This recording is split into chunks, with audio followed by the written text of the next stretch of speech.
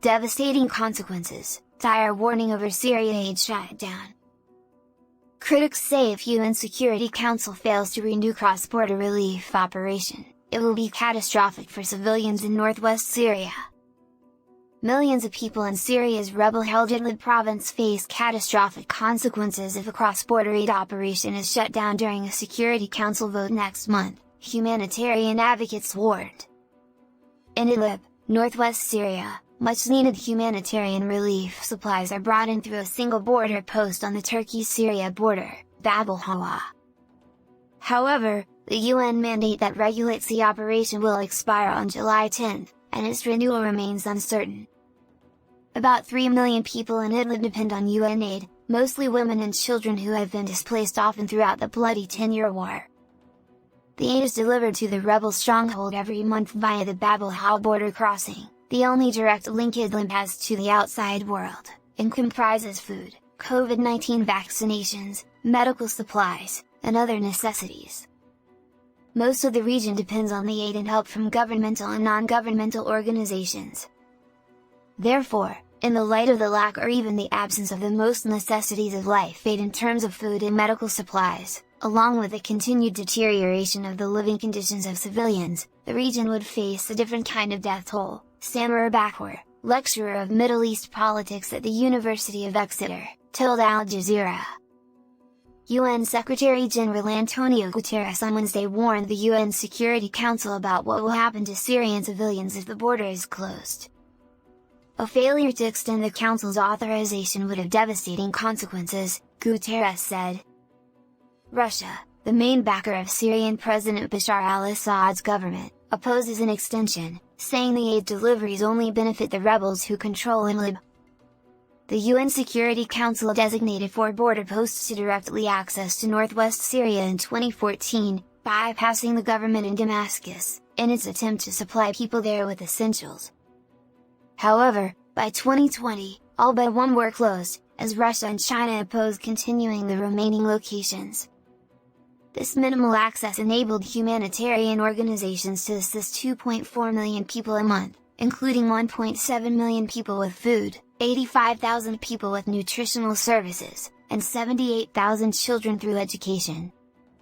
However, the compromise can now come to an end and veto power in Russia has already indicated it will not agree to another extension, arguing that aid instead can be delivered to northern Syria through the capital, Damascus. Bakwar noted Syria's refugee crisis is the world's worst since World War II. So it was not easy for the UN, or even non-governmental organizations, to work on the Syrian crisis, he said. However, UN aid remains insufficient and it has not found answers to the central issue in the country, the displacement of more than 11 million Syrians, 6.1 million internally and 5.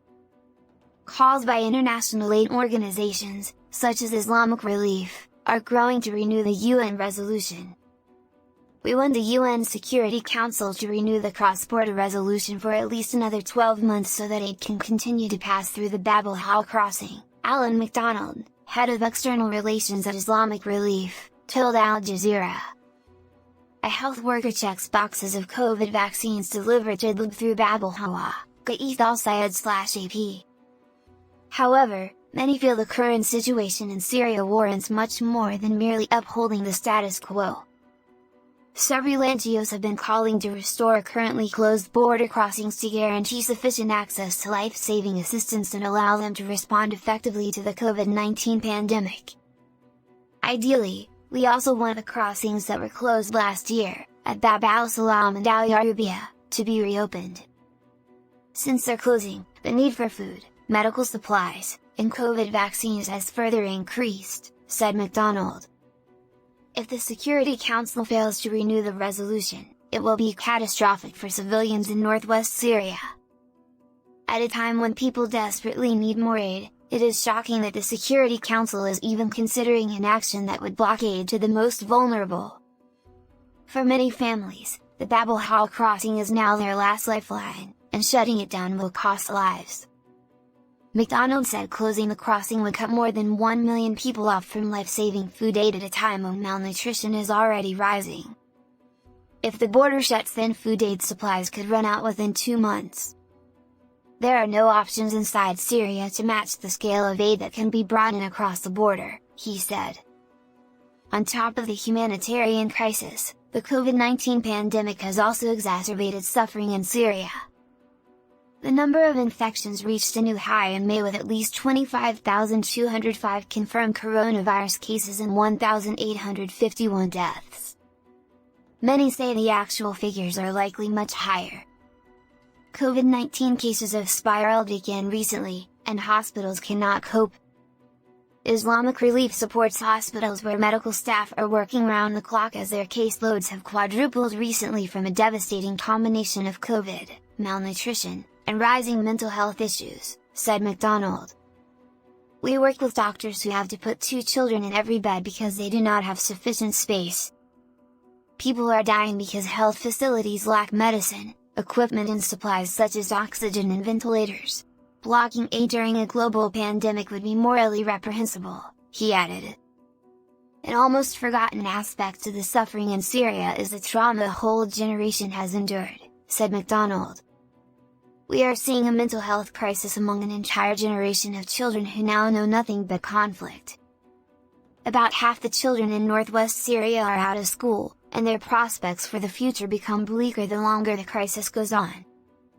Many children suffer frequent nightmares, anxiety, and are too afraid to go to school because so many classrooms have been bombed. A major diplomatic push is needed that not only stops the targeting of civilians and their infrastructure but that creates a lasting solution to the war, McDonald said. However, for now, the main focus must be renewing the UN mandate to deliver relief supplies across Turkey's border to Syrian civilians desperately in need, proponents say.